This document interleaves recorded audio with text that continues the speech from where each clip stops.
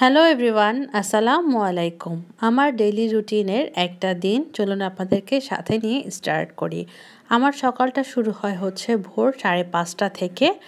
এখন ফজরের আজান দিচ্ছে, আর চারদিকের অবস্থা দেখেই বুঝতে পারছেন এখনও পরিষ্কার হয়নি। তো অজু করে ফজরের নামাজটা পড়ে নেই। তারপর প্রতিদিন আমি চেষ্টা করি ইয়াসিন সূরাটা পড়ার জন্য। চেষ্টা করি কি আমি পড়ি। তারপরে চলে আসি কিচেনে এসে আমার ছেলের আর মেয়ের টিফিনটা রেডি করে ফেলি।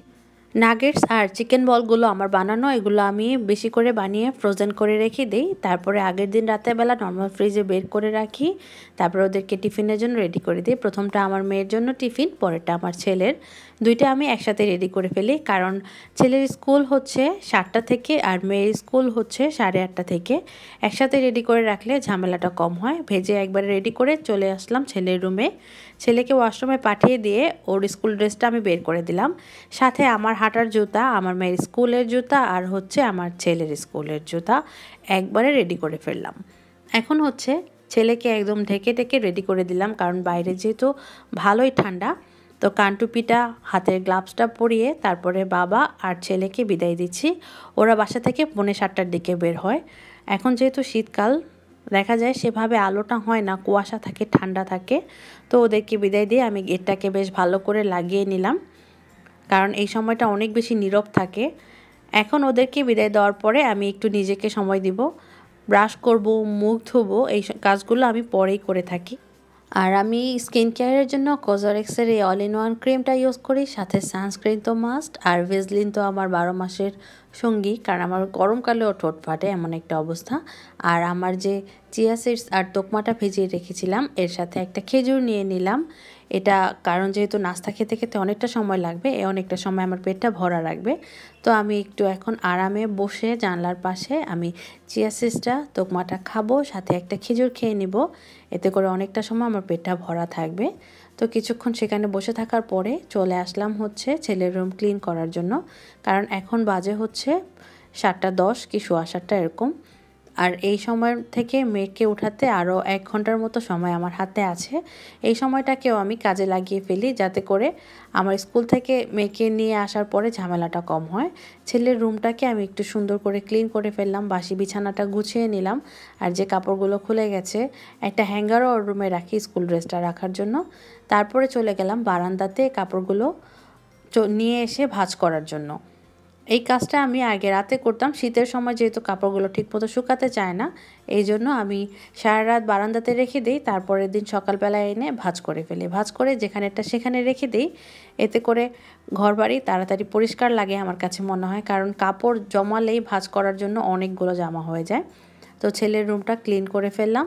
আর এই পড়ার টেবিলের অবস্থাটা দেখেই বুঝতে পারছেন, মনে হয় আমার ছেলে মেয়ে অনেক পড়ালেখা করে, আসলে বিষয়টা সেরকম না। ওরা সারাদিনই খেলতে থাকে, আর এই টেবিলের মধ্যে যত অত্যাচার সব কিছু, এই জন্য খুব মেসি দেখা যায়। প্রতিদিন এই কাজটা আমার করতেই হয়। আর পড়ার টেবিলটা যদি ক্লিন না থাকে দেখতে সুন্দর লাগে না। তারপরে চলে আসলাম ড্রয়িং রুমে রাতের বেলা দেখা গেছে ওরা খেলনা টেলনা দিয়ে খেলে। তো এগুলোকে একটু জায়গায় রাখতে বললে একসময় আবার সুন্দর করে নিজেরাই রাখে, একসময় রাখে না। কিন্তু এইটা আমার ডেইলি একটা রুটিন যে সোফাটাকে ক্লিন করে রাখবো, কারণ যদি কেউ আসে হঠাৎ করে, দেখা যাবে এই রুমটা ক্লিন থাকলে এই রুমে অন্তত বসতে দেওয়া যাবে। আর এই কার্পেটটা একটু আমি ঝাড়ু দিয়ে পরিষ্কার করে রাখবো, এখন উঠাবো না, যখন খালা আসবে তখন আমি উঠিয়ে দিব। আর এই আমার একটা ছোট্ট গাছ, এটা আমি প্রতিদিন পানি দিতে ভুলি না। তারপরে চলে আসলাম রুমে, প্রায় 8টার মতো বেজে গেছে। এখন মেয়েটাকে উঠিয়ে নিব।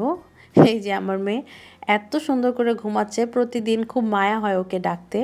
ছেলে আর মেয়ে দুজনকেই ডাকতে মায়া হয়, কারণ ওরা অনেক আরামে ঘুমিয়ে থাকে। তো আমি এখন মেয়ের স্কুল ড্রেসটা বের করে নিলাম, সাথে আমি আজকে যেটা পরে যাব সেটাও বের করে ফেললাম। তারপরে মেয়েকে উঠিয়ে ব্রাশ করিয়ে দিলাম। কিছু খেয়ে যায় না, যেহেতু আগে 10টায় ছিল তখন খেয়ে যেত, এখন স্কুলের টাইমটা অনেক বেশি আগানো হয়ে গেছে 8:30টায়। তো সকাল সকাল কিছু খেতে চায় না।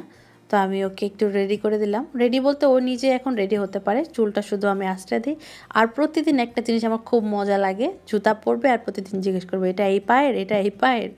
এই জিনিসটা আমার খুবই ভালো লাগে, আমি অনেক এনজয় করি। তারপরে মেয়েকে স্কুল ব্যাগ ও নিজেই নিয়ে যায় এখন। ও একটু গ্লাভসটা পরিয়ে দিলাম, বাইরে যেহেতু একটু ঠান্ডা বাতাস। তারপরে এখন আমরা মা আর মেয়ে স্কুলের জন্য চলে যাব। ছেলে আর ছেলের বাবা যাবে আর আমি আর আমার মেয়ে যাব। এভাবে করেই মেয়ের স্কুলে চলে আসলাম। তারপরে আমি আর আমার মেয়ের ফ্রেন্ডের মা দুইজনে মিলে মাঠে হচ্ছে হাঁটি। এটা আমাদের প্রতিদিনের রুটিন, কারণ আমি এখন মেয়েকে স্কুলে দিয়ে আর বাসায় যাই না, একবারে নিয়ে তারপরে বাসায় যাই। তো এখন ওদের ছুটি হয়ে গেছে, ওদের ছুটি হয় হচ্ছে 9:30টায়। বাসায় যেতে যেতে আমাদের প্রায় 9:45টার মতো বাজে।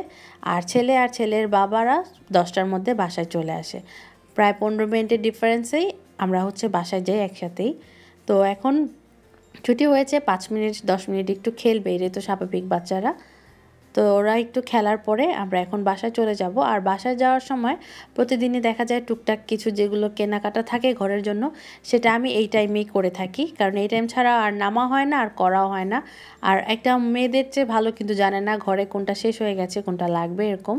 তো এখন এই সবজিটা আমি আনার কারণ হচ্ছে, যেহেতু ফ্রিজে একটা ফুলকপি ছিল, আরও একটা আনার কারণ হচ্ছে আমি সবজির পাকোড়া বানাবো। তো একটু বেশি করে বানাবো, এই জন্য আমার 2টা ফুলকপি লাগবে আর শিম লাগবে, এই জন্য আমি এগুলো নিয়ে এসেছি। ফ্রিজে যেহেতু অলরেডি টুকটাক তরকারি ছিল, তারপর আমি যেটুকু লাগবে সেটা নিয়ে আসছি। আর কিছু খাওয়া দাওয়া বিস্কিট, যেগুলো বাচ্চাদের খাওয়ার না হলে হয় না, এটা আমার 1-2 দিন পর পরই নিয়ে আসতে হয়, কারণ বাচ্চারা এই ধরনের খাওয়াটা একটু বেশি পছন্দ করে। খাওয়া হয়ে যায় আমার বাসায়, ভাতের চেয়ে বেশি ওদের এটাই খেতে ভালো লাগে। আর প্রতিদিন হচ্ছে এখন যেহেতু স্কুল থেকে চলে যাই আর আস্তে আস্তে 10টা বেজে যায়, 10:45-10টা। তো এখন নাস্তা বানানো হচ্ছে না, নাস্তাটা প্রতিদিন আমরা দেখা যায় কিনেই খাই। পরোটা আর ডাল ভাজি নিয়ে আসি বাইরে থেকে, কারণ নাস্তা বানাতে গেলে রান্না করতে গেলে অনেকটা টাইম হয়ে যায়, এই জন্য নাস্তা বানানোটা আপাতত অফ রেখেছি। তো এখন হচ্ছে ডিম ছাড়া তো নাস্তা কমপ্লিট হয় না। তো ডিম 1-2টা পোস্ট করে নিলাম, আর সাথে পেঁয়াজ কাঁচামরিচ বেশি করে টমেটো ধনিয়া পাতা দিয়ে একটা ডিম ভেজে নিয়েছি আমার জন্য। তো নাস্তাটা খেয়ে নিলাম। খাওয়ার পরে একটু তো বাচ্চারা রাখবে, এটা ওদের অভ্যাস। এর ভিতরে কিন্তু ছেলের বাবা, আমরা 4 জন একসাথেই নাস্তা করি, কারণ 10টার দিকে হচ্ছে ওরা চলে আসে, একসাথেই নাস্তা খাই। নাস্তাটা খাওয়ার পরে এই প্রতিদিনের আমার একটা কাজ যেটা না করলে হয় না, সেটা হচ্ছে এই ম্যাটটা নামিয়ে টেবিলটা ক্লিন করা। আমি হচ্ছে সপ্তাহ 10 দিনের মতো একটা ম্যাট রাখি, তারপরে এগুলো ওয়াশ করে আরেকটা বিছিয়ে নিই। কিন্তু প্রতিদিন দেখা যায় আমার এই ম্যাটটা উঠিয়ে টেবিলটা ক্লিন করতে হয়, না হলে ধুলা পড়ে যায়, দেখতে সুন্দর লাগে না। আর যেহেতু ঢুকতেই টেবিলটা চোখে পড়ে, দেখতে খারাপ লাগে। তো এই জন্য প্রতিদিনের আমার এইটা একটা রুটিন যে টেবিলটা আমি পরিষ্কার করব। তারপরে আরেকটা যেটা করি প্রতিদিন, সেটা হচ্ছে ফ্রিজের বাইরের যে সাইডটা সেটা ক্লিন করা, কারণ ফ্রিজের হচ্ছে দেখা যায় বারে হাত পরে দাগ হয়ে যায়। ভিতরটা ডিপ ক্লিন 10 দিন 15 দিন পরে করি। আরেকটা কাজ সেটা হচ্ছে এই বেসিন ক্লিন করা, ডাইনিং টেবিলের সামনে যে বেসিনটা আছে, নাহলে খারাপ দেখা যায়। এখন সব কিছু ক্লিনিং কাজ করে এখন একটু আমি রিল্যাক্স হব, ল্যাপটপে আমার যে টুকটাক কাজ থাকবে সেটা করব, সাথে নিয়ে নিব 1 কাপ কফি অথবা চা। এই টাইমটা আমার খুবই ভালো লাগে। তো সেটা শেষ করার পরে আবার চলে আসলাম কিচেনে। এটাকে আমি আগে বের করে রেখেছিলাম, এটা হচ্ছে শিং মাছ। আজকে শিং মাছ রান্না করব, দেশি শিং মাছ, আর সাথে রান্না করব হচ্ছে পালং শাক দিয়ে চিংড়ি মাছ। এই দুইটাই রান্না আমি করব। আমি প্রতিদিন অনেক বেশি রান্না করি না, যতটুকু প্রয়োজন ততটুকু রান্না করি। আর দেখা যায় বাচ্চারা খেতে না চাইলে ডিম ভেজে দিলে ওরা খেয়ে নেয়। তো পালং শাকটা এই শীতে কিন্তু বেশ ভালোই লাগে খেতে, বেশ সব জায়গায় পাওয়া যায়, খেতেও ভালো টেস্ট হয়, কারণ সবসময় কিন্তু পালং শাকটা পাওয়া যায় না। তো আমি এখন কাটাকুটি করে নিয়ে একটা করে রান্না চুলায় বসিয়ে দিব। শিং মাছটা কাটতে যেহেতু আমার টাইম লাগবে, তো আমি এখন আগে প্রথমে শাকটা কেটে শাকটাই বসিয়ে দেব চুলায়। আর এক চুলায় রান্না করব হচ্ছে শিং মাছ দিয়ে আলু দিয়ে টমেটোর ঝোল, যেটা কিন্তু অনেক বেশি মজা হয় শীতের সময়। তো মশলাপাতিগুলো আমি সামনেই রাখি এরকম ছোট্ট র্যাকে, এতে করে খুব তাড়াতাড়ি করে নিয়ে রান্নাটা বসিয়ে দেওয়া যায়। তো কথা বলতে বলতে কিন্তু আমি এখানে শিং মাছ কষাতে দিয়ে দিয়েছি, আলু দিয়ে টমেটো দিয়ে, কালারটা কিন্তু খুব সুন্দর আসছে। আর আমার পালং শাক রান্না হয়ে গেছে। এত কিছু ভিডিও শেয়ার করলে, রান্না শেয়ার করলে ভিডিওটা আরও বড় হয়ে যাবে। তো আশা করি আমার রুটিনটা আপনাদের ভালো লেগেছে। নেক্সট ভিডিওতে দেখা হবে। আল্লাহ হাফেজ।